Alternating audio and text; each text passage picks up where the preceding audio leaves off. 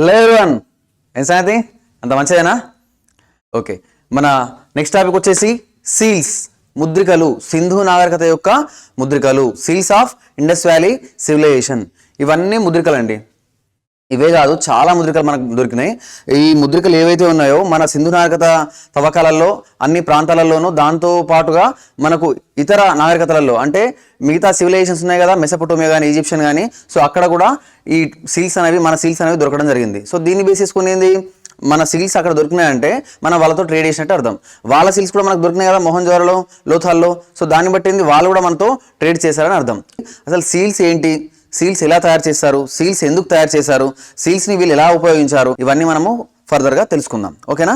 ఇటు చూడండి ఒకసారి, ఏనుగు బొమ్మతో ఉన్నటువంటి సీల్. దీనివల్ల ఏం తెలిసింది మనకు? ఏనుగు కూడా వీళ్ళకి తెలుసని తెలిసింది. ఇండస్ వ్యాలీ సివిలైజేషన్లో మైథలాజికల్ సీల్ అంటే పౌరాణిక సీల్, సింపుల్గా చెప్పాలంటే వాళ్ళు బాగా ఆరాధించేటటువంటి సీల్ ఏది అని అంటే మన యూనికాన్ సీల్. ఓకేనా? బాగా ఆరాధించే సీల్ ఏది? Unicorn seal. సార్ చాలా నీట్గా చేసినటువంటి సీల్, నీట్గా చెక్కబడినటువంటి సీల్ ఏది అని అంటే మూపురం ఎద్దున్నటువంటి సీల్. ఓకేనా? ఇది వచ్చేసి మన పశుపతి ముద్రిక, మొహంజోదరోలో దొరికినటువంటి పశుపతి సీల్. ఇందాక మనం చెప్పుకున్నాం కదా, చాలా చక్కగా చెక్కబడినటువంటి సీల్ ఏదంటే మూపురం ఉన్న ఎద్దు సీల్. వాళ్ళు చాలా ఆరాధించే సీల్ ఏంది? Unicorn seal. ప్రస్తుతం ఇప్పటికి కూడా మనకు కనిపిస్తున్నటువంటి, మనం ఉపయోగిస్తున్నటువంటి మైథలాజికల్ సింబల్ ఏది అంటే, ఆరాధ్యమైనటువంటి ఈ గుర్తు ఏది, చిహ్నం ఏది అని అంటే స్వస్తిక్. ఈ స్వస్తిక్ సీల్ కూడా మనకు దొరకడం జరిగింది. సో ఇది వచ్చేసి మనకు ఏ సీల్ అండి? ఇది ఖడ్గమృగం. ఏంది? ఖడ్గమృగం, రైనోసర్. వాళ్ళకి తెలిసినట్టు ఎవిడెన్స్గా ఉన్నటువంటి సీల్ ఏంది? ఇది. ఓకేనా? ఇలా ఎన్నో సీల్స్ మనకు బయటపడ్డాయండి. ఆ సీల్స్ గురించి మనం పూర్తి ఇన్ఫర్మేషన్ తెలుసుకుందాం. చూడండి, ఈ సీల్స్ ద్వారా మనం ఏం తెలుసుకోవచ్చు అంటే, ఇండస్ వ్యాలీ సివిలైజేషన్ పీరియడ్లో ఎలాంటి జంతువులు ఎగ్జిస్టెన్స్లో ఉన్నాయి, అంటే వీళ్ళకి ఏమేమి జంతువులు తెలుసు, ఎలాంటి జంతువులు వీళ్ళు మచ్చిక చేసుకున్నారు అని చెప్పేసి మనకి ఇన్ఫర్మేషన్ తెలుస్తుంది. సార్ జంతువులు మాత్రమే ఉన్నాయా ఈ సీల్స్ పైన అంటే కాదండి. జంతువులతో పాటుగా ఈ ముద్రికల పైన, ఈ సీల్స్ పైన మనకు స్క్రిప్ట్ కూడా మనకు కనిపిస్తుంది. ఓకేనా? ఇండస్ వ్యాలీ సివిలైజేషన్ స్క్రిప్ట్ కూడా మనకు ఈ సీల్స్ పైన జంతువులతో పాటుగా కనిపిస్తుంది. సో మరి ఏమేమి ఉన్నాయి సార్ అంటే, ఇక్కడ చూడండి, యూనికాన్ అంటే ఒంటి కొమ్ము ఉన్నటువంటి జంతువు, తలపైన ఒంటి కొమ్మున్నటువంటి జంతువు. యూనికాన్ అంటే, యూని అంటే సింగిల్ అండి, యూని అంటే సింగిల్, ఒంటి కొమ్మున్న జంతువు. దాంతో పాటుగా ఎద్దు మరియు మూపురం ఉన్న ఎద్దు, మనకు బఫెల్లో, బర్రె, గేదె అంటాం కదా, అది, ఎలిఫెంట్ అండ్ టైగర్, పులి. ఇక్కడ మీరు గమనించండి, పులి అని ఎందుకు స్పెసిఫిక్గా చెప్తున్నామంటే, సింహానికి సంబంధించిన ఎక్కడ కూడా ఎవిడెన్స్ ఇక్కడ మనకు దొరకలేదు. ఫిజికల్ ఎవిడెన్స్ కానీ, లేకపోతే ఏదైనా పెయింటింగ్ కానీ, లేదా ముద్రికల పైన మనకి ఎక్కడ కూడా సింహానికి సంబంధించిన ఎవిడెన్స్ కనిపించలేదు. ఓకేనా? సో టైగర్ ఎవిడెన్స్ దొరికింది, రైనోసర్ సంబంధించిన సీల్ దొరికింది, బైసన్ అంటే ఏంటండి? దున్నపోతు. ఆ దున్నపోతుకు సంబంధించిన మనకు సీల్ కూడా దొరికింది. అండ్ గోట్ ఏందండి? గోట్ అంటే మేక. ఏంది? మేక. ఈ మేక చిత్రం ఉన్నటువంటి సీల్ కూడా మనకు దొరకడం జరిగింది. సో సార్ జంతువులు మాత్రమేనంటే, జంతువులతో పాటుగా మనకు స్క్రిప్ట్ ఉంది. స్క్రిప్ట్ తో పాటుగా ఇంకేముందండి? సమ్ టైమ్స్ ట్రీస్ అంటే కొన్ని మొక్కలకు సంబంధించిన చిత్రాలు కూడా మనకు సీల్స్ పైన దొరకడం జరిగింది. మనం ఇంతకు ముందు ప్రీవియస్ క్లాస్లో చూసుకున్నాం. ఏంది? ఒక స్త్రీ తన గర్భం నుండి ఒక మొక్క మొలిచినట్టుగా మనకు ఒక సీల్ అనేది దొరికింది కదా. సో ఆ సీల్ ఏం సూచిస్తుందండి? ఒక భూమాతని రిఫ్లెక్ట్ చేస్తున్నట్టు, అంటే భూమి నుంచి ఒక మొక్క వెళ్తున్నట్టు, అలా తన గర్భం నుంచి ఒక మొక్క వెళ్తున్నట్టు సూచిస్తుంది. ఓకేనా? Some times trees and boats, పడవలు కూడా కొన్ని ముద్రికల పైన చెక్కబడ్డాయి. దాంతో పాటుగా హ్యూమన్ ఫిగర్స్ కూడా చెక్కడం జరిగింది. ఓకేనా? సార్ మరి సీల్స్ మీద ఇవన్నీ ఉన్నాయి కదా, మరి సీల్స్ లో లేనివి ఏంటి? ఏం లేవు అని అంటే, ఒకటి మనం లయన్ అని చెప్పుకున్నాం. లయన్తో పాటుగా ఇంకేమేమి లేవండి? ఆవుకు సంబంధించిన సీల్ మనకి ఎక్కడా కనిపించలేదు. అంటే ఆవు బొమ్మ చెక్కినటువంటి సీల్ మనకి ఎక్కడా కనిపించలేదు. క్యామెల్, ఒంటెకి సంబంధించిన కూడా సీల్ మనకి ఎక్కడా కనిపించలేదు. ఏ సీల్ పైన కూడా మనకు ఒంటె ముద్రిక లేదు. కానీ సార్ వీళ్ళకి ఒంటె తెలియదా అంటే, ఒంటె వీళ్ళ కాలంలో ఉంది. మనకు ఎవిడెన్స్ కూడా, ఒంటెకి సంబంధించిన ఎముకలు కూడా మనకు దొరికినాయి. కాకపోతే సీల్స్ పైన, ముద్రికల పైన లేని జంతువు ఏది అని అంటే క్యామెల్ అండ్ కౌ. అంటే సార్ మరి ముద్రికల పైన ఆవు అనేది లేదు కదా, మరి ముద్రికల పైన ఆవు లేదంటే దాని అర్థం ఆవు అనేది ఎగ్జిస్టెన్స్ లేదా, ఇండస్ వ్యాలీ సివిలైజేషన్ పీపుల్కి ఆవు తెలియదా అని మనకు డౌట్ రావచ్చు. ఇక్కడ మీరు గమనించండి, ముద్రికల పైన జంతువులు ఉన్నాయి అంటే వీళ్ళ కాలంలో ఆ జంతువులు ఎగ్జిస్టెన్స్లో ఉన్నాయి అన్నట్టు. లేవు అంటే దాని అర్థం అసలుకి ఇండస్ వ్యాలీ సివిలైజేషన్కి వాళ్ళకి ఆ జంతువు అనేది తెలియదని పూర్తిగా మనము నిర్ధారణకు రాలేము. ఎందుకు? ఎవిడెన్స్ అనేది మనకు సీల్స్ ద్వారా తెలుస్తుంది, పలానా జంతువు ఉందని చెప్పేసి. పెయింటింగ్ వేసినా తెలుస్తుంది పలానా జంతువు ఉందని చెప్పేసి. దాంతో పాటుగా మనకు ఫిజికల్ ఎవిడెన్స్ అంటే దానికి సంబంధించిన దంతాలు కానీ, ఎముకలు కానీ ఇవి దొరికినా ఆ జంతువు ఉన్నట్టు తెలుస్తుంది. ఇక్కడ ముద్రికల పైన ఆవు అనేది లేదు. సార్ మరి పూర్తిగా ఆవు లేదా, మనకు పెయింటింగ్ దొరకలేదు, ఆవుకు సంబంధించి ముద్రికల పైన దాని బొమ్మ దొరకలేదు, మళ్ళీ ఆవుకు సంబంధించిన ఎలాంటి ఎవిడెన్స్ కూడా మనకు దొరకలేదు కదా సార్, ఎముకలు లాంటివి కూడా దొరకలేదు కదా, మరి ఆవు లేనట్టు కదా మనకు డౌట్ రావచ్చు. మరి ఆవు లేకుండా ఎద్దు ఎక్కడి నుంచి వచ్చిందండి? హంప్డ్ బుల్, మూపురం ఉన్న ఎద్దు ఎక్కడి నుంచి వచ్చింది కదా. సో అందుకనే ఆవు వీళ్ళకి తెలియదని మనం చెప్పడానికి లేదు. ఓకేనా. సో ఇంకేందండి లయన్, ఇంకేంది లయన్ అంటే సింహం కూడా, సింహానికి సంబంధించిన బొమ్మ కూడా మనకు ఈ ముద్రికల పైన దొరకలేదు. ఓకేనా. దాంతో పాటుగా హార్స్ ఏంది గుర్రం, గుర్రానికి సంబంధించిన సీల్ కూడా మనకు దొరకలేదు. కానీ గుర్రానికి సంబంధించిన మనకు కొన్ని ఎముకలు కానివ్వండి, దాని దంతాలు కానివ్వండి దొరకడం జరిగింది. కానీ ఎగ్జాక్ట్ అది గుర్రము అని చెప్పడానికి క్లారిఫికేషన్ లేదు. ఓకేనా. హిస్టోరియన్స్ కూడా ఎగ్జాక్ట్లీ 100% ఇది గుర్రమే, గుర్రానికి సంబంధించిన ఎవిడెన్స్ అని చెప్పేసి వాళ్ళు కూడా తెలిసలేకపోయినారు. కాకపోతే గుర్రానివి అనుకుంటున్నటువంటి ఎవిడెన్స్ అని చెప్పేసి వాళ్ళు భావించారు. ఓకేనా. సో ఇక్కడ మనకి ఎగ్జామినర్ ఎలా క్వశ్చన్ అడుగుతారంటే ఏ జంతువులు ఉన్నటువంటి ముద్రికలు సింధు నాగరికతలో దొరికాయనంటే అప్పుడు ఆప్షన్లలో ఇస్తాడు, కింద ఇచ్చినటువంటి ఏ జంతువులు మనకు ఆ సీల్స్ పైన కనిపిస్తాయని ఇస్తాడు. సో అందులో ఆప్షన్గా మనకు ఏనుగు ఇచ్చిండు అంటే ఉన్నదన్నట్టే. ఓకేనా. హంప్డ్ బుల్ ఇచ్చిండు, ఓకే సీల్స్ పైన ఉంది. టైగర్ ఇచ్చిండు, అది కూడా సీల్స్ పైన ఉంది. కానీ లయన్ ఇచ్చిండు, సీల్స్ పైన ఉందా? లేదు. క్యామెల్ ఇచ్చిండు, సీల్స్ పైన ఉందా? లేదు. మనం ఏమనుకుంటాం, క్యామెల్ ఎవిడెన్స్ దొరికింది కదా, సీల్స్ పై మేబీ ఉండొచ్చు అనుకుంటాం. కానీ క్యామెల్ ఎవిడెన్స్ దొరికింది కానీ సీల్స్ పై మనకు క్యామెల్ అనేది లేదు. కౌ అని ఇచ్చిండు, కౌ కూడా లేదు. మనం ఏమనుకుంటాం, హంప్డ్ బుల్ ఉంది కదా, కౌ కూడా ఉండిండొచ్చు అంటే ఆవు కూడా ఉండిండొచ్చు అనుకుంటాం. కానీ ఆవు ఉందా? లేదు. సో మనకు సింహము, గుర్రము, ఆవు, ఒంటెకు సంబంధించినటువంటి చిత్రాలు మనకు ఈ ముద్రికల పైన కనిపించలేదు. మరి ఏ జంతువులు కనిపించాయంటే యూనికాన్, మూపురం ఉన్న ఎద్దు, పులి, రైనోసార్, ఇటువంటి జంతువులు మనకు ముద్రికల పైన కనిపించాయి. ఇది చాలా ఇంపార్టెంట్ అండి. మనకు ఆవు, ఒంటె, సింహం, గుర్రం, ఆవు, ఒంటె, సింహం, గుర్రం ఇవి ఎట్టి పరిస్థితుల్లోనూ ఎక్కడా కూడా మనకు ఏ ముద్రికల పైన కనిపించినటువంటి చిత్రాలు. ఓకేనా సార్. మరి సీల్స్ పైన ఏమేమి ఉన్నాయి సార్ అంటే ఇవన్నీ జంతువులు ఉన్నాయి. ఓకేనా. యూనికాన్ ఎద్దు, మూపురం ఉన్న ఎద్దు, గేదె, ఏనుగు, పులి, ఖడ్గమృగం, బైసన్, మేక. బైసన్ అంటే దున్నపోతండి, బైసన్, మేక. జంతువులు మాత్రమే ఉన్నాయంటే లేవు. జంతువులతో పాటుగా మనకి ఏముందండి స్క్రిప్ట్. ఏముంది స్క్రిప్ట్ అంటే ఏందండి లిపి కూడా ఉండడం జరిగింది. మరి ఈ లిపి జంతువులు మాత్రమేనా అంటే వాటితో పాటుగా మనకు కొన్నిసార్లు అక్కడక్కడ చెట్లు, పడవలు, మానవాకృతులు అంటే మనుషులకు సంబంధించిన బొమ్మలు కూడా కనిపించడం జరిగింది. ఓకేనా. ఇది చాలా ఇంపార్టెంట్ అండి. మీ కానిస్టేబుల్ గ్రూప్ 4 లాంటి ఎగ్జామ్స్లలో సింగిల్ స్టేట్మెంట్లో క్వశ్చన్ అడుగుతాడు, కింద ఇచ్చిన వాటిలో ముద్రికల్లో లేని జంతువు ఏది అలాంటిది అడుగుతాడు. సో దాంతో పాటుగా మనకు గ్రూప్ 2 ఎస్ఏ లాంటి ఆఫీసర్ క్యాడర్ ఎగ్జామ్స్లలో మనకు కొంచెం స్టేట్మెంట్ ఓరియంటెడ్గా అడుగుతాడు. Choose the right statement or choose the wrong statement అని ఇచ్చేసి కింద ఇస్తాడు.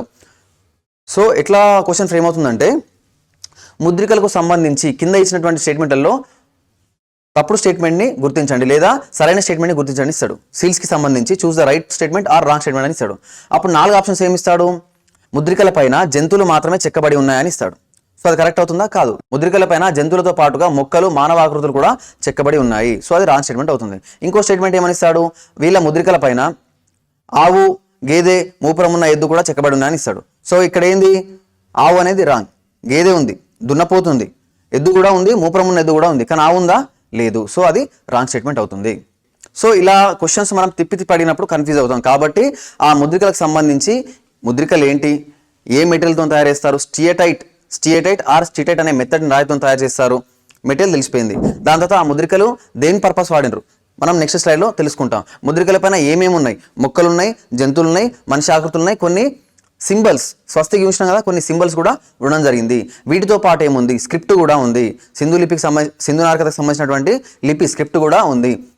వీటితో పాటుగా మొక్కలు ఉన్నాయి, కొన్ని మొక్కలతో ఉన్నటువంటి సీల్స్ కూడా దొరికాయి. మొక్కలతో పాటుగా మనకు మానవాకృతులు కూడా ఉండడం జరిగింది. ఓకేనా. సో ఇక్కడ చూడండి, the largest number of seals depict the unicorn అంటే ఎక్కువ సంఖ్యలో దొరికినటువంటి ముద్రికలు ఏవి, ఎక్కువ సంఖ్యలో దొరికినటువంటి ముద్రికలు ఏవి అంటే యూనికాన్, ఒంటి కొమ్ము ఉన్నటువంటి ముద్రిక, ఒంటి కొమ్ము జంతువు ఉన్నటువంటి ముద్రిక ఏదైతే ఉందో అది మనకు ఎక్కువగా ముద్రికలు దొరికాయి. ఫర్ సపోజ్ ఒక 1000 సీల్స్ దొరికితే అందులో ఎక్కువ మెజారిటీ సీల్స్ ఏవి ఉన్నాయండి, యూనికాన్ సీల్స్ ఉన్నాయి. ఏంది unicorn seal. Finest art work, చాలా చక్కగా చెక్కినటువంటి సీల్ ఏది, చాలా నీట్గా ఉన్నటువంటి సీల్ ఏది అని అంటే మూపురం ఉన్న ఎద్దు, హంప్డ్ బుల్. మూపురం ఉన్న ఎద్దు ఆప్షన్లలో బుల్ అనిస్తాడు, హంప్డ్ బుల్ అనిస్తాడు, అంటే ఎద్దు అనిస్తాడు, మూపురం ఉన్న ఎద్దు అనిస్తాడు. సో మనం ఇక్కడ ఎద్దు అని పెట్టకుండా మూపురం ఉన్న ఎద్దు అని చెప్పేసి పెట్టాలి. ఏంది, మూపురం ఉన్నటువంటి ఎద్దు అని చెప్పేసి ఆన్సర్ చేయాలి. సార్ మరి ఈ ముద్రికల్ని ఏ పర్పస్ వాడారు, ఎందుకు ఈ సీల్స్ని వాడినరు అని చెప్పేసి తెలుసుకుందాం. సో సీలింగ్కి ఎట్లా చేస్తామండి, ఆ లక్క లాంటి దాన్ని మనం కరిగించి వేడి చేసి ఆ మెత్తటి లక్క లాంటి దానిపైన వేసి ముద్రిస్తాము, ముద్ర అనేది వేస్తాము, సీల్ వేస్తాము. సో ఇక్కడ ఏంది, ఈ సీల్ అనేది ఎక్కడ ట్యాంపర్ అవ్వకుండా, అంటే ఈ పోస్ట్ అనేది ఆ పర్సన్కి రీచ్ అయ్యేటట్టు మధ్యలో ఎక్కడ ఎవరు దాన్ని ఓపెన్ చేయకుండా ట్యాంపరింగ్ అనేది చేయకుండా ఆ సీల్ అనేది వేయడం జరుగుతుంది. దీంతో పాటుగా మీరు ఎప్పుడైనా బయట కంటైనర్స్ కానీ ఏమైనా చూస్తే ఏదైనా మనం ట్రాన్స్పోర్ట్ చేస్తున్నప్పుడు, ఎక్స్పోర్ట్ చేస్తున్నప్పుడు కానీ లేకపోతే ఇంపోర్ట్ చేసి వచ్చినప్పుడు కానీ ఆ దానికి కూడా ఆ కంటైనర్ కూడా సీల్ అనేది వేసి ఉంటుంది. సో సీల్ అనేది దేన్ని సూచిస్తుందని, ట్రాన్స్పరెన్సీ ఆఫ్ ట్రేడ్. అంటే మనం ఎదుటి వ్యక్తికి పంపుతున్న వస్తువు ఎక్కడా కూడా మధ్యలో మూడో వ్యక్తి దాంట్లో ఇంటర్ఫియర్ అవ్వకుండా, ఆ ట్యాంపరింగ్ చేయకుండా మన వస్తువుని తీసుకోకుండా మనకు ఆ సీల్ అనేది ఉండడం జరుగుతుంది. ఓకేనా. సో ఇక్కడ చూడండి, ముద్రణ వినియోగం అంటే ఆ ముద్రికలు, ఆ సీల్స్ పర్పస్ ఏంది, సీల్స్ యూసేజ్ ఏందో మనం తెలుసుకుందాం. ఓకేనా. సో ఇక్కడ చూడండి, మనకు ఈ సీల్స్ అనేవి అన్ని ప్రాంతాల్లోనూ దొరకాయండి. ఓకేనా. దొరకడం వల్లనే మనము ఇంటర్నేషనల్ ట్రేడ్ చేసిందని చెప్పేసి ఎవిడెన్స్ గా తెలుస్తుంది. ఓకేనా. ఇక్కడ ఇండస్ వ్యాలీ సివిలైజేషన్ సీల్స్ మనకు మెసొపటోమియా నాగరికతలో, ఈజిప్షియన్ సివిలైజేషన్ లో అంతటా దొరకడం జరిగింది. వాళ్ళ సీల్స్ కూడా మన దగ్గర దొరకడం జరిగింది. ఓకేనా. ఇలా ట్రేడ్ చేయడానికి మనకు ఈ సీల్స్ ని వాడారు. అసలు ఎట్లా వాడింది సార్ సీల్స్ అనేది మనం తెలుసుకుందాం. తెలుసుకోకంటే ముందుగా అసలు సీల్స్ ఎలా తయారు చేశారు అని అంటే, మెత్తని రాయి అంటే స్టియటైట్ అనబడే మెత్తని రాయి. చెరిట్ అంటే హార్డెస్ట్ స్టోన్. సో దానిపైన మనము డీటెయిల్గా చెక్కలేము, అది పెచ్చులుగా పగిలిపోతుంది. మరి సాఫ్ట్ స్టోన్ అయితేనే మనం నీట్గా చెక్కడానికి ఈజీగా ఉంటుంది. సో అందుకని ఏం వాడారు, స్టియటైట్ అనే తెలుపు రంగు ఉన్నటువంటి మెత్తని రాయిని వాడారు. ఓకేనా. సార్ మరి సీల్స్ ఏ షేప్లో ఉంటాయి? ఇప్పుడు మనకు స్టాంప్స్ ఉంటాయి కదా, కొన్ని సర్కులర్గా ఉంటాయి, కొన్ని రెక్టాంగులర్ ఉంటాయి, కొన్ని స్క్వేర్ షేప్లో ఉంటాయి, కొన్ని స్టార్ షేప్లో ఉంటాయి. సార్ మరి వీళ్ళు ఎలాంటి సీల్స్ వాడారంటే, మోస్ట్లీ ఎక్కువగా వీళ్ళు స్క్వేర్ షేప్లో లేదా రెక్టాంగులర్ షేప్లో ఉన్న సీల్స్ని ఉపయోగించారు. స్క్వేర్ షేప్లో అండ్ రెక్టాంగులర్ షేప్లో ఉన్న సీల్స్ని ఉపయోగించారు. సరే, రెండేనా అంటే కొన్ని చోట్ల సర్కులర్ సీల్స్ మనకు దొరకడం జరిగింది, కొన్ని చోట్ల ట్రయాంగులర్ షేప్లో ఉన్నటువంటి సీల్స్ కూడా మనకు దొరకడం జరిగింది. కాకపోతే మోస్ట్లీ వీళ్ళు వాడింది ఏది అని అంటే స్క్వేర్ అండ్ రెక్టాంగులర్, చతురస్రాకారంలో ఉన్నటువంటి సీల్స్ మరియు దీర్ఘ చతురస్రాకారంలో ఉన్నటువంటి సీల్స్ని వీళ్ళు ఎక్కువగా ఉపయోగించడం జరిగింది. ఓకేనా. సో ఇక్కడ మీకు ఎగ్జామ్లో Indus valley civilisation people square or rectangular seals use చేశారని ఇచ్చింది అనుకోండి, అది కరెక్ట్ స్టేట్మెంట్. సింధు నాగరికత ప్రజలు చతురస్రాకారపు లేదా దీర్ఘ చతురస్రాకారపు ముద్రికల్ని వాడారు అంటే ఇది plain statement and correct statement. ఒకవేళ Indus valley civilisation people square and rectangular seals మాత్రమే వాడారు అంటే they used square and rectangular shape seals only అని ఇస్తే, ఇక్కడ ఓన్లీ అంటే అది రాంగ్ ఆన్సర్ అండి. ఎందుకు, వీళ్ళు ఇవి ఎక్కువ వాడారు కానీ ఇవి మాత్రమే, ఈ షేప్ మాత్రమే వాడిన అంటే కాదు. వీటితో పాటుగా triangular shape and circular shape కూడా సీల్స్ వాడారు, కాకపోతే రేర్గా తక్కువగా వాడడం జరిగింది. స్టేట్మెంట్ అందుకనే గమనించాలి. ఓకేనా. స్క్వేర్ రెక్టాంగులర్ కరెక్ట్, కానీ స్క్వేర్ రెక్టాంగులర్ ఓన్లీ అది రాంగ్. ఓకేనా. మరి మెసొపటోమియన్ వాళ్ళు ఎలాంటి సీల్స్ వాడినరు, ఇట్లా స్క్వేర్ రెక్టాంగులర్ కాదు, వాళ్ళు ఏంది సిలిండ్రికల్ సీల్స్ అంటే రౌండ్గా ఉన్నటువంటి సిలిండ్రికల్ సీల్స్ని వాడారు. సో సిలిండ్రికల్ సీల్ వల్ల ఏమవుతుందండి, వాళ్ళు అక్కడ క్లే పైన పెట్టి దాని ఇట్లా రోల్ చేస్తే ఆ ముద్రిక పైన ఉన్నటువంటి ప్రింట్ అనేది దాని కింద రావడం జరుగుతుంది. మనం ఇంతకుముందు చెప్పుకున్నాం కదా. సో సిలిండ్రికల్ సీల్స్ వాడిన సివిలైజేషన్ ఏంటంటే మెసొపటోమియా సివిలైజేషన్. అంటే స్థూపాకార ముద్రికలు వాడినటువంటి నాగరికత ఏంటి అంటే మెసొపటోమియా నాగరికత. సార్ మరి ఇవి ఎక్కువగా ఏ సైజులో ఉన్నాయి సార్, మరి సీల్స్ ఇంత పెద్ద ఉన్నాయా, 1 మీటర్ ఉన్నాయా, లేకపోతే 1 ఫీట్ ఉన్నాయా, 6 ఇంచెసా అంటే అంత ఏం కాదండి, చిన్న సీల్స్. ఇప్పుడు మామూలుగా మనం వాడే స్టాంప్స్ కూడా ఎంత ఉంటాయండి, 2 to 3 ఇంచెస్ ఉంటాయి. సో వీళ్ళు వాడిన సీల్స్ కూడా మోస్ట్లీ 2x2 అంటే 2 ఇంచెస్ ఆ సైజులో ఉండేవి. ఓకేనా. 2 ఇంచెస్ ఆ సైజులో ఉండేవి, పెద్ద సైజు ఏం కావండి, మనం ఇప్పుడు వాడే రెగ్యులర్ సైజే మన 2 ఇంచెస్లో ఆ సైజులో ఉండేది. ఓకేనా. సో చూడండి 2x2 అంటే ఇదేంది, ఇది స్క్వేర్ షేప్. ఏందండి, ఇది స్క్వేర్ షేప్. ఓకేనా. చతురస్రాకారపు ముద్రిక. దీంతో పాటు ఇక్కడ చూడండి, ఇది 2x3 ఆర్ 2x4 అయి ఉండొచ్చు. ఇదేంది, దీర్ఘ చతురస్రాకారపు ముద్రిక అంటే రెక్టాంగులర్ షేప్ సీల్. ఇదేంది, రెక్టాంగులర్ షేప్ సీల్. చూడండి, ఎన్నో జంతువులు ఉన్నటువంటి మనకు సీల్స్ కనిపిస్తున్నాయి. జంతువులు ఉన్నాయి, జంతువులతో పాటు మనకు చెట్లు ఉండడం జరిగింది, చెట్లతో పాటు పడవ ఉన్నటువంటి బొమ్మలు కూడా మనకు కనిపిస్తుంది. ఇక్కడ మీరు చూసారా, మేక ఉన్నటువంటి సీల్ మనకు కనిపిస్తుంది కదా. సో అట్లా మేక ఉన్నటువంటి సీల్ మనకు కనిపిస్తుంది. ఎక్కువగా వీళ్ళు ఎక్కువ ముద్రికలు దొరికిన ఏంటంటే ఒంటి కొమ్ము జంతువుకు సంబంధించిన ముద్రిక, చాలా నీట్గా పాలిష్ చేసినటువంటి నీట్గా ఉన్నటువంటి ముద్రిక ఏది అని అంటే humped bull seal. And tiger ఉన్నటువంటి సీల్ కూడా మనకు దొరికింది. గేదె అని చెప్పుకున్నాం కదా, ఆ బర్రె ఉన్నటువంటి సీల్ కూడా మనకు దొరకడం జరిగింది. మనకు దొరకంది ఏదైనా ఉంది అని అంటే ఏంటంటే, మనకు దొరకంది ఒంటె ఉన్న ముద్రిక దొరకలేదు, ఆవు ఉన్న ముద్రిక దొరకలేదు, సింహం ఉన్నటువంటి ముద్రిక కూడా మనకు దొరకలేదు, గుర్రం ఉన్న ముద్రిక కూడా మనకు దొరకలేదు. ఓకేనా. హంప్డ్ బుల్ అంటే ఈ మూపురం ఉన్న ఎద్దు ముద్రిక ఏదైతే ఉందో దీన్ని వీళ్ళు చాలా నీట్గా చెక్కడం జరిగింది. ఎక్కువ సీల్స్ దొరికిన ఇందులో ఏది అని అంటే యూనికాన్. ఏంటంటే యూనికాన్ సీల్ మనకు ఎక్కువగా దొరికింది. ఓకేనా, ఇక్కడ చూడండి, ద మోస్ట్ ఫ్రీక్వెంట్ సీల్ ఏంది యూనికాన్. అది కాకుండా ద ఫైనెస్ట్ ఆర్ట్ వర్క్ ఏది అని అంటే humped bull. The finest art work ఉన్న సీల్ ఏంటంటే హంప్డ్ బుల్. మోస్ట్లీ ఫ్రీక్వెంట్లీ దొరికింది ఏంటంటే యూనికాన్. ఓకేనా, సో ఇక్కడ మనకు ముద్రికల పైన లేనటువంటి జంతువులు ఏవి అని అంటే ఒంటె బొమ్మ మనకు దొరకలేదు, ఆవు బొమ్మ మనకు దొరకలేదు, సింహం బొమ్మ మనకు దొరకలేదు, గుర్రానికి సంబంధించిన బొమ్మ కూడా మనకు ముద్రికల పైన దొరకలేదు. ఇది మనం గమనించాలి. సార్ మరి సీల్ ఏ పర్పస్ వాడేదంటే ఒక పార్సల్ అనేది మనం ట్రేడ్లో మన సంబంధించిన సరుకు అనేది మన సామాన్ అనేది మనం ఎదుటి వ్యక్తి పంపిస్తున్నప్పుడు దాన్ని జాగ్రత్తగా ప్యాక్ చేసి దానిపైన మెత్తటి మట్టిని పెట్టి, మెత్తటి క్లే అంటాం కదా మనము, మట్టి బంకమన్ను, ఆ బంకమన్నుతో చేసినట్టు ముద్దడిని పెట్టి అది తడిగా ఉన్నప్పుడు దానిపైన ఇలా ముద్రికతో ప్రెస్ చేసేవారు. సీల్ ప్రెస్ చేస్తే దానిపైన ఇలా ముద్రిక అనేది రావడం జరుగుతుంది. సో ఇదేంది, తర్వాత ఎండిపోయిన తర్వాత ఆరిపోయిన తర్వాత ఆ సీల్, ఇప్పుడు ఈ సామాన్ లోపల ఏమైనా నిప్పి చూడాలంటే ఆ సీల్ బ్రేక్ అవుతుంది, సీల్ బ్రేక్ చేయాలి. సో ట్యాంపరింగ్ ప్రూఫ్ లాగా వాడుకున్నారు. అంటే మనం ఇక్కడ నుంచి సీల్ చేసి పంపితే అక్కడ పలానా వ్యక్తికి రీచ్ అయ్యేంత వరకు మధ్యలో ఎవరు ట్యాంపర్ చేసే అవకాశం ఉండేది కాదు. ఓకేనా, ఇలా ట్యాంపరింగ్ అవ్వకుండా ట్రేడ్ అనేది ట్రాన్స్పరెన్సీగా జరిగేటట్టు వీళ్ళు ఈ సీల్స్ని చక్కగా వాడుకోవడం జరిగింది. చూడండి, ప్యాక్ చేయడం, దాని తర్వాత క్లే పెట్టడం, దాని తర్వాత ఆ ముద్రికతో వాళ్ళు సీల్ చేయడం, ఆ సీల్ చేసిన తర్వాత ఆరిపోయిన తర్వాత ఆ సీల్ అనేది ఇలా ఉండేది. సో లాంగ్ డిస్టెన్స్ కమ్యూనికేషన్, అర్థమైందా?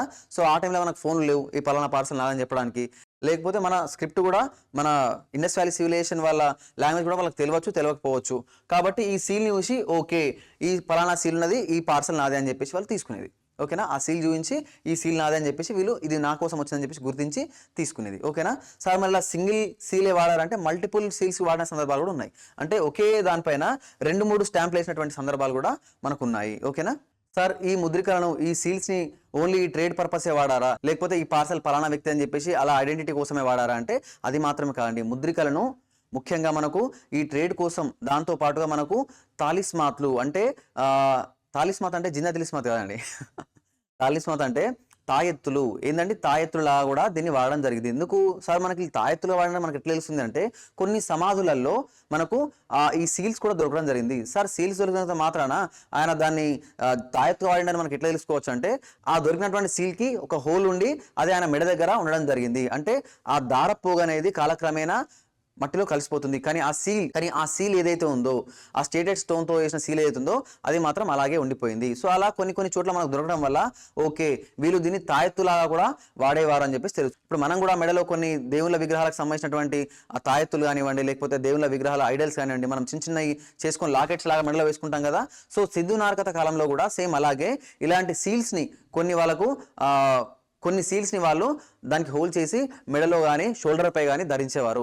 సార్ షోల్డర్ పై ధరించినట్టు మనకు ఆధారం ఏంటంటే ఇంతకు ముందు ఉన్నటువంటి మనకు దొరికినటువంటి ప్రీస్ట్ కింగ్ అనే ఒకటి దొరికింది కదా మనకు పూజారి రాజు. ఆ విగ్రహం పైన చూస్తే మనకి ఏంది ఆయన షోల్డర్ పైన ఒకటి కట్టేసి ఉంటుంది. సో అది తాయెత్తులాగా వీళ్ళు వాడేవారని చెప్పేసి తెలుస్తుంది. ఇప్పటికి కూడా మనం తాయెత్తుల్ని అయితే షోల్డర్కి కానీ లేకపోతే మెడకు కానీ లేకపోతే నడుముకు కానీ కట్టుకోవడం జరుగుతుంది. ఓకేనా, సో ముద్రికల్ని వీళ్ళు ట్రేడ్ పర్పస్ వాడినరు అంటే ఓకే, కానీ ముద్రికలను వీరు ట్రేడ్ పర్పస్ మాత్రమే వాడినరు, ట్రేడ్ పర్పస్ ఓన్లీ అంటే మాత్రం అది రాంగ్ స్టేట్మెంట్ అవుతుంది. ఓకేనా, రైట్. సో ఇక్కడ చూడండి మన సీల్స్ మనకు మెసొపొటేమియా సివిలైజేషన్లో అండ్ ఈజిప్షియన్ సివిలైజేషన్లో కూడా దొరకడం జరిగింది. సీల్స్ ఎలా వాడేవారు, ఏ అనే పర్సన్ బి అనే పర్సన్కి ఒక పార్సల్ పంపాలంటే తను ఇలా సీల్ చేసి పంపేది. సో ఆ బి అనే పర్సన్ పలానా సీల్ ఇది నాకు సంబంధించింది, ఇది నాకు వచ్చిన పార్సల్ అని చెప్పేసి చూసుకొని దాన్ని రిసీవ్ చేసుకునేవాడు. ఓకేనా, అంటే ఏకు బీకు మధ్యన ఆ పార్సల్ని ఎవరు ఓపెన్ చేయకుండా ట్యాంపరింగ్ అవ్వకుండా మనకు ఆ సీల్ని వాడడం జరిగింది.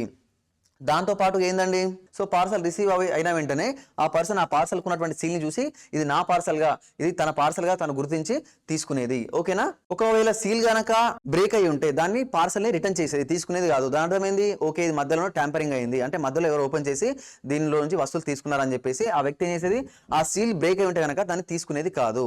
ఓకేనా, సో చూడండి అక్కడ మనకు దొరికినటువంటి సీల్, ఇక్కడ మనం మల్టిపుల్ సీల్స్ ని గమనించవచ్చు. అంటే ఒక ముద్రికతో పాటు ఇంకో ముద్రిక కూడా ఉంది. ఇలా ఒకటి కాకుండా 2, 3 లేదా స్టాంప్స్ కానీ సీల్స్ కానీ వేసి ఉంటే దాని అర్థం ఏంది, దాని లోపలది మరింత విలువైన వస్తువు అని అర్థం. ఓకేనా, అంటే ఆ సెక్యూరిటీ ఇంకా స్ట్రాంగ్ చేసిన అన్నట్టు వాళ్ళు ఏదైతే వాళ్ళు సెక్యూర్గా ఒక సీల్ వేసుకున్నారో ఆ సెక్యూరిటీ మరింత స్ట్రాంగ్ చేసినట్టు. ఇప్పుడు మనం కామన్ వాటికి ఏం చేస్తాం, నార్మల్ పాస్వర్డ్స్ పెడతాం.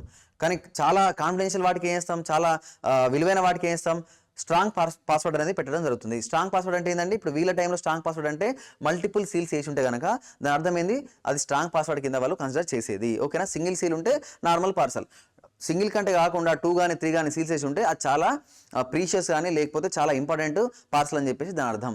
ఓకేనా, ఇక్కడ మనకు దొరికిన పార్సల్స్లో సింగిల్ స్టాంప్ వేసినవి దొరికినాయి అంటే దొరికినాయి, సింగిల్ స్టాంప్ వేసినవి మాత్రమే దొరికినాయి అంటే కాదు, మల్టిపుల్ స్టాంపింగ్ కూడా వీళ్ళు వాడేది. సో సింధు నాగరికత ప్రజలు మనకు ఎక్కువగా ఎలాంటి ఏ షేప్ ఉన్న సీల్స్ వాడారంటే మనం ఇంతకుముందు చెప్పుకున్నాం, స్క్వేర్ షేప్ ఉన్న సీల్స్ లేదా రెక్టాంగులర్ షేప్ ఉన్న సీల్స్. ఎక్కువ వాడిన షేప్ ఏంటంటే మనం స్క్వేర్ లేదా రెక్టాంగులర్ అని చెప్పుకోవచ్చు. సరే ఈ రెండింటి మధ్యన ఏదైనా ఒక్కటి చెప్పాల్సి వస్తే ఏది చెప్తాము, 2x2 అంటే 2x2 ఇంచులు ఉన్నటువంటి ఆ స్క్వేర్ షేప్ సీల్ని మోస్ట్లీ ఎక్కువగా వాడడం జరిగింది. ఓకేనా సార్, మరి ఇవి మాత్రమే వాడారా, ఈ షేప్ మాత్రమే యూజ్ చేశారా అంటే కాదు. మనకు ట్రయాంగులర్ షేప్ దొరికినాయి కొన్ని దగ్గర, సర్కులర్ షేప్ ఉన్న సీల్స్ కూడా మనకు కొన్ని దగ్గర దొరికినాయి. దాంతోపాటుగా మెసొపొటేమియా వాళ్ళు వాడారు కదా స్తూపాకార ముద్రికలు, సిలిండ్రికల్ సీల్స్, అలాంటి 1-2 కూడా సీల్స్ మన దగ్గర దొరికినాయి, కాకపోతే చాలా రేర్గా వాడినరు. ఓకేనా సార్, అలాంటి స్తూపాకార ముద్రిక అలాంటి సిలిండ్రికల్ సీల్ మన దగ్గర ఎక్కడ దొరికింది అని అంటే ఎక్కడండి, మనకు కాళీబంగంలో మనకు అలాంటి చిన్న స్తూపాకార ముద్రిక దొరకడం జరిగింది. ఇక్కడ మనకు దైమాబాద్లో సర్కులర్ సీల్స్ దొరకడం జరిగింది, రౌండ్ షేప్లో ఉన్న సీల్స్ దొరకడం జరిగింది. దాంతోపాటుగా రెక్టాంగులర్ సీల్స్ మనకు ధోలవీరాలో దొరకడం జరిగింది.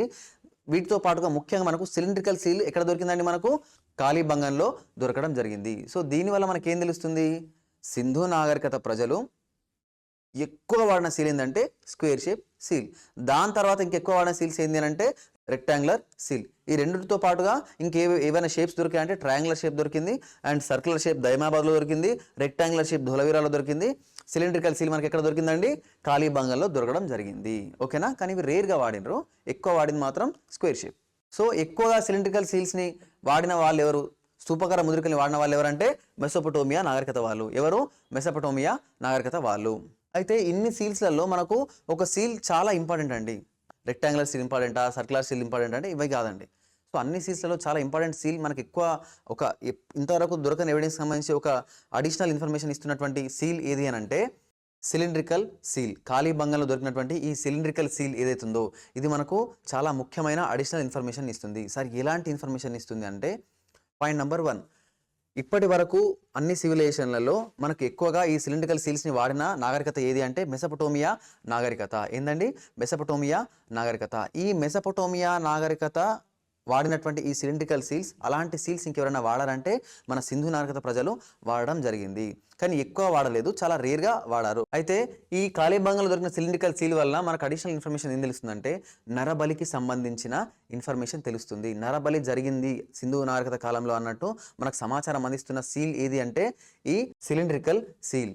ఓకేనా సార్, ఏముంది సార్ ఈ సిలిండ్రికల్ సీల్ పైన అంటే ఈ సిలిండ్రికల్ సీల్ పైన, ఈ స్తూపాకార ముద్రిక పైన ఈ మహిళను 2 పురుషులు చెరో చేత్తో పట్టుకొని తన తలని నరుకుతున్నటువంటి ఈ చిత్రం ఏదైతే ఉందో మనకు ఈ సిలిండ్రికల్ సీల్ పైన ఇవ్వడం జరిగింది. ఒక మహిళను 2 పురుషులు పట్టుకొని తన తలని నరుకుతున్నట్టు ఒక చేత్తో చేయిని పట్టుకొని, ఆ మహిళ చేయిని పట్టుకొని ఇంకో చేత్తో తన తలని నరుకుతున్నట్టు ఆ సిలిండ్రికల్ సీల్ మనకి ఎక్కడ దొరికిందండి, కాళీబంగన్. ఇక్కడ ఈ సీల్ దొరికిన తర్వాతనే బహుశా ఇక్కడ నరబలి జరిగి ఉండవచ్చు అని చెప్పేసి మనకు తెలవడం జరిగింది. ఓకేనా, మనకు సీల్స్ గురించి ఇన్ఫర్మేషన్ వచ్చింది కదా. ఎక్కువ వాడింది ఏంటంటే స్క్వేర్ షేప్ సీల్. ఓకేనా, వాటితో పాటుగా రెక్టాంగులర్ సీల్స్ వాడిండ్రు, ట్రయాంగులర్ సీల్స్ వాడిండ్రు, సర్కులర్ సీల్స్ వాడిండ్రు, అండ్ మనకు ఈ స్తూపాకార ముద్రికలు సిలిండ్రికల్ సీల్స్ కూడా వాడడం జరిగింది. ఇలా కొన్ని సీల్స్ పైన రంధ్రం ఉండడం వల్ల మనకి ఏం తెలిసిందండి, వీళ్ళు కొన్ని సీల్స్ని మెడలో లాకెట్ లాగా లేదా తాయెత్తులాగా ధరించారని కూడా మనకు తెలిసింది. ఓకేనా, ఇక్కడ చూడండి, వీళ్ళకి సంబంధించిన ఈ టెర్రకోట బొమ్మలలో, ఈ టెర్రకోట మట్టి బొమ్మలున్నాయి కదా, మనకు కొన్ని విగ్రహాలు దొరికాయి. ఏంది, బ్రాంజ్ విగ్రహాలు అంటే కంచుతో తయారు చేసినటువంటి విగ్రహాలు దొరికాయి. దాంతో పాటుగా రాతితో తయారు చేసినటువంటి విగ్రహాలు దొరికాయి. బ్రాంజ్ విగ్రహాలలో మనకు ముఖ్యమైనది ఏంది, బ్రాంజ్ డాన్సింగ్ గర్ల్, కంచు నాటకత్వ విగ్రహం. దాంతో పాటుగా మనకు రాతితో చేసిన విగ్రహాలలో ముఖ్యమైనది ఏంది, స్టేటెడ్ రాడ్తో చేసినటువంటి ప్రీస్ట్ కింగ్ స్టాచ్యూ. ఓకేనా, ఆ పూజారి విగ్రహం. ఆ 2 మనకు ఇంపార్టెంటే.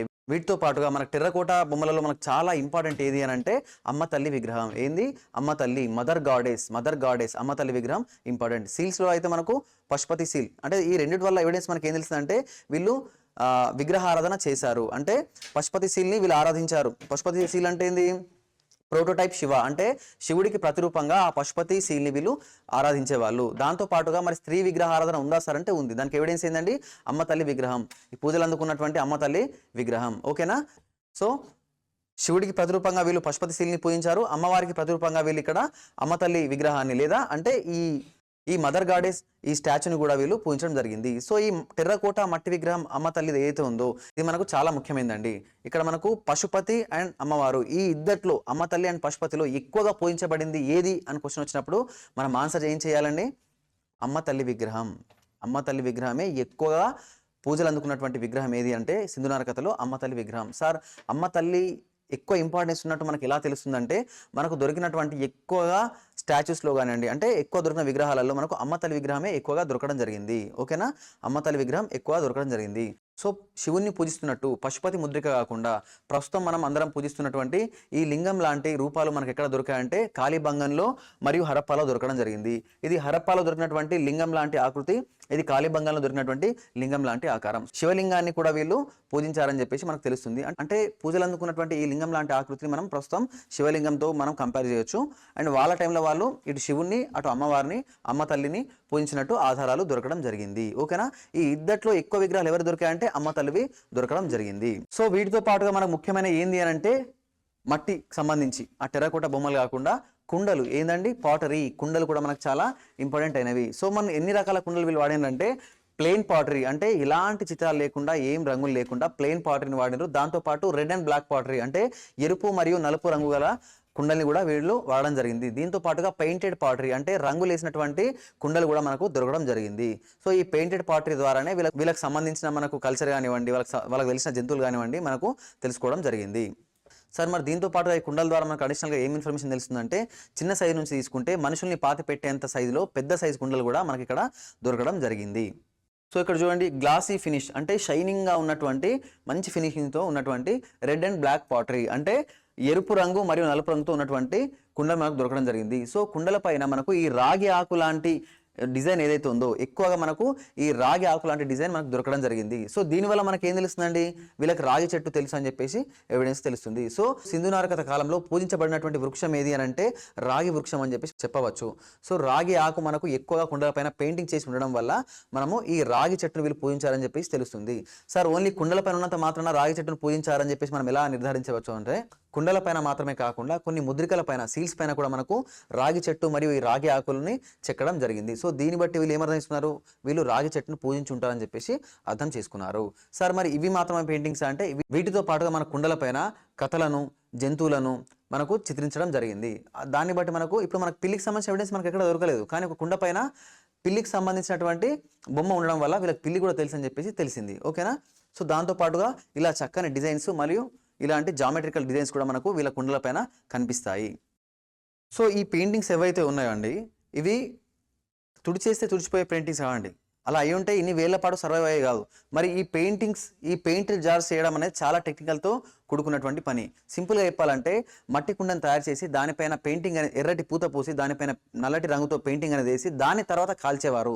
అలా కాల్చిన తర్వాత ఆ పెయింట్ అనేది పర్మనెంట్ పెయింట్గా ఉండిపోయేది. ఓకేనా, సో చూడండి మనకి ఇలా మట్టి కుండను తయారు చేసిన తర్వాత ఆ మట్టి కుండ తడి మట్టి కుండ ఆరిపోయాక దానికి రంగునేసి ఎర్రటి రంగునేసి దానిపైన బ్లాక్ కలర్ పెయింటింగ్ అనేది వేసి దాని తర్వాత ఆ పెయింటింగ్ వేసిన తర్వాత దాన్ని బట్టిలో వేసి కాల్చేవారు. ఆ కాల్చిన తర్వాత ఆ పెయింటెడ్ జార్స్ ఏవైతే ఉన్నాయో కొన్ని వందల వేల ఏళ్ల పాటు సర్వైవ్ అయ్యేటట్టు ఆ పెయింటింగ్ పోకుండా ఆ చిత్రాలు అనేవి వేసినట్టుగానే మంచి ఫినిషింగ్తో సర్వైవ్ అవ్వడం జరిగింది. ఓకేనా, అయితే మరి ఆ ఎరుపు రంగు కోసం ఏ మెటీరియల్ వాడారో నలుపు రంగు కోసం ఏ మెటీరియల్ వాడారో తెలుసుకుందాం. ఎరుపు రంగు కోసం అయితే ఐరన్ ఆక్సైడ్ని వాడేది, ఎరుపు రంగు కోసం అయితే ఐరన్ ఆక్సైడ్ని కోటింగ్ లాగా వాడేది. నలుపు రంగు కోసం అయితే ఐరన్ ఆక్సైడ్తో పాటుగా మనకు మెగ్నీషియం కూడా వాడేది. ఈ రెండు కలిపితే నలుపు రంగు వచ్చేది, దాంతో వీళ్ళు పెయింటింగ్ చేసేవాళ్ళు. ఓకేనా, సో ఇక్కడ చూడండి ఆ రాగి ఆకు ఉన్నటువంటి మనకు కొన్ని కుండలు దొరికాయని చెప్పాను కదా, ఆ రాగి ఆకు చిత్రించినటువంటి సో అలాంటి పెయింటింగ్స్. ఓకేనా, సో చాలా మైన్యూట్ డీటెయిల్స్తో వీళ్ళు రాగి ఆకును చిత్రించడం జరిగింది. ఓకేనా, సో ఇది దేనికి ఎవిడెన్స్ అంటే ప్లెయిన్ పాటరీ. అంటే ఇది ఎందుకు చూపిస్తున్నా, ఓన్లీ రెడ్ కలర్ పాటరీ పైన పెయింటింగ్స్ వేశారంటే కాదండి, మనకు ప్లెయిన్ పాటరీ పైన కూడా ప్లెయిన్ కుండల పైన కూడా వీళ్ళు పెయింటింగ్ అనేది వేయడం జరిగింది. దానికి మంచి ఉదాహరణ ఏంటంటే ఇగో ఇది దొరికిన మనకు ఎవిడెన్స్. ఓకేనా, ఇది ప్లెయిన్ పాటరీ. సో వీళ్ళు వాడినటువంటి కుండలు ఓకే గ్రేవేర్ పాటరీ అంటే బూడిద రంగులో ఉన్నటువంటి కుండలు వాడారు. దాంతోపాటు వీళ్ళు మనకు బఫేర్ పాటరీని కూడా వాడారు. బఫే పాటరీ అంటే ఏం లేదండి, మనకు సాదా సీదాగా కొంచెం ఎల్లోయిష్ కలర్లో ఉన్నటువంటి బ్రౌన్ టెక్స్చర్తో ఉన్నటువంటి కుండలు. దీంతో పాటుగా రెడ్ అండ్ బ్లాక్ పాటరీ కూడా వాడారు. రెడ్ అండ్ బ్లాక్ పాటరీ అంటే లోపల బ్లాక్ కలర్ కోటింగ్ ఇస్తూ బయట మాత్రం రెడ్ కలర్లో ఉండే పాటరీని వాడారు.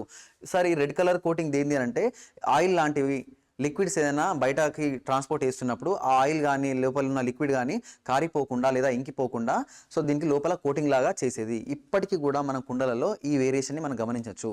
కొన్ని కుండలలో లోపల బ్లాక్ కలర్ కోటింగ్ ఉంటుంది, కొన్ని కుండలు పూర్తి నలుపు కుండలు ఉంటాయి, కొన్ని కుండలు పూర్తి ఎరుపు కుండలు ఉంటాయి, కొన్ని కుండలు ఎరుపు రంగు కుండతో పైన నలుపుతో పెయింటింగ్ వేసి ఉంటుంది. ఓకేనా. సో ఇది ఇప్పటి టెక్నాలజీ కాదండి, 4000 సంవత్సరాల కిందట సింధు నాగరికత ప్రజలు వాడినటువంటి టెక్నాలజీయే మనం ఇప్పటికీ కంటిన్యూస్గా వాడుతూ వస్తున్నాము.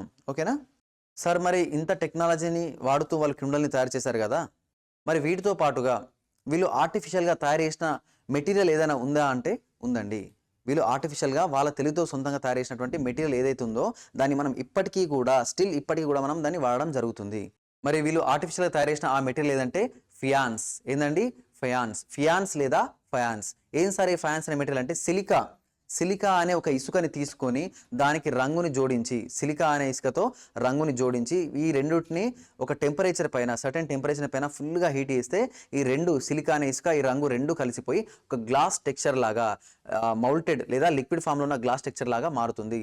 సో అది చల్లారిన తర్వాత మనకి ఇది ఫియాన్స్ అనే మెటీరియల్ అనేది తయారవుతుంది. సో అలాంటి ఫియాన్స్ మెటీరియల్తో వీరు చక్కని అలంకరణ వస్తువులు అంటే డెకరేటెడ్ థింగ్స్ కానివ్వండి, లేకపోతే ఇలా ఆర్నమెంట్స్ కానీ చేసుకోవడం జరిగింది. ఓకేనా. సో మనం ఇప్పుడు చూస్తాం కదండి గాజులు చూస్తాం కదా. సో అది ఎలా తయారవుతుంది? గ్లాస్తో తయారవుతుంది. సార్ మరి గ్లాస్ ఏంది అని అంటే సిలికాని తీసుకొని సర్టెన్ టెంపరేచర్ పైన వేడి చేస్తే ఆ వేడి తర్వాత అది మెల్ట్ అయిపోతుంది. ఆ మెల్ట్ అయిన తర్వాత దాన్ని కావాల్సిన షేప్లోకి తీసుకొని అది ఎప్పుడైతే చల్లబడుతుందో ఆ చల్లబడ్డ తర్వాత అది గ్లాస్ లాగా అవ్వడం జరుగుతుంది. మనం ఇచ్చిన షేప్లో అది హార్డ్గా అవ్వడం జరుగుతుంది.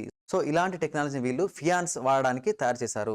సింధు నాగరికత ప్రజలు కృత్రిమంగా తయారు చేసినటువంటి ఆర్టిఫిషియల్గా తయారు చేసిన మెటీరియల్ ఏది అంటే ఫియాన్స్ మెటీరియల్. సిలికా మరియు కలర్తో వీళ్ళు మెటీరియల్ తయారు చేసి దాన్ని ఆర్నమెంట్స్ లాగా వాడుకోవడం జరిగింది. సార్ దీన్ని మరి వీళ్ళు పాటరీలో ఏ విధంగా యూజ్ చేసుకున్నారంటే గ్లాస్ కోటెడ్గా గ్లేజింగ్ పద్ధతి అంటారు. అంటే కుండ చేసి ఆ కుండ చుట్టూ ఇలా గ్లాసీ ఫినిషింగ్, ఓకేనా, గ్లాసీ ఫినిషింగ్తో చేయడం జరిగింది. సార్ గ్లాసీ ఫినిషింగ్తో మనకు ఇప్పుడు ఏదైనా వస్తువులు ఉన్నాయా ఉదాహరణకి అని అంటే ఉన్నాయండి. మనకు సెరామిక్ వస్తువులు ఉంటాయి కదా, సెరామిక్ కప్స్ కానివ్వండి, అవి చూడండి కొంచెం కాస్ట్లీ కప్లు ఏవైతే ఉంటాయో అవి గ్లాస్ ఫినిషింగ్తో టెక్స్చర్తో ఉంటాయి. సో వీళ్ళు కుండ తయారు చేసి ఆ కుండ పైన గ్లేజింగ్ అనేది ఇలాంటి గ్లాస్ కోటింగ్ పూత అనేది పూసిన తర్వాత సో మనకు అదేంది ఫుల్లీ పర్ఫెక్ట్గా మంచి షైనీ లుక్తో మంచి కాస్ట్లీగా మంచి క్లాసీగా లగ్జరీస్ ఐటమ్ లాగా కనపడడం జరుగుతుంది.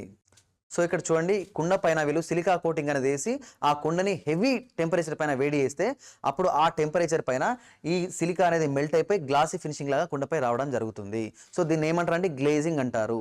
ఇక్కడ మీరు గమనించండి, ఫస్ట్ వాళ్ళు ఏం చేశారు? కుండ తయారు చేశారు. దానిపైన ఏంది కలర్తో కలిపినటువంటి ఆ సిలికాని కోటింగ్ చేశారు. దీని తర్వాత ఏం చేశారు? చాలా హెవీ టెంపరేచర్ పైన వేడి చేశారు. ఆ వేడి చేసిన తర్వాత ఇది మనకి ఇలా గ్లాసీ ఫినిషింగ్ లుక్తో రావడం జరుగుతుంది. దీన్ని ఏమంటారు? గ్లేజింగ్ అంటారు. గ్లేజింగ్. ఇదే టెక్నాలజీ మనకు సింధు నాగరికత కాలంలో కూడా వాడడం జరిగింది. ఓకేనా సార్. ఇది ఈజీగా అనుకోవచ్చు, ఈజీ ఏం కాదండి. ఎందుకంటే నార్మల్ టెంపరేచర్ కంటే ఎక్స్ట్రీమ్ లెవెల్కి టెంపరేచర్ తీసుకోవడం అంత ఆషామాషి కాదు.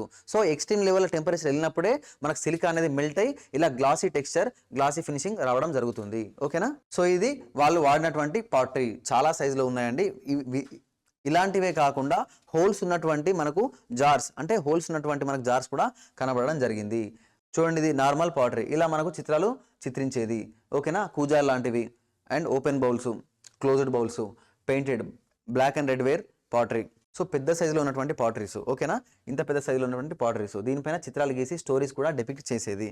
దాంతోపాటుగా పెద్ద సైజులో చూసారా గ్రేవేర్లోను ప్లెయిన్ పాటరీలోను పెయింటెడ్ పాటరీలోను కూడా మనకు పెద్ద సైజ్ కుండల్ని తయారు చేసేది. దేనికి సార్ ఇంత పెద్ద కుండలు అని అంటే 2 పర్పస్లు వాడేది. ఒకటేమో పాటరీ బరియల్స్ అంటే ఈ కుండల్లో శవాల్ని పాతి పెట్టే ప్రాసెస్లో వాడేవారు.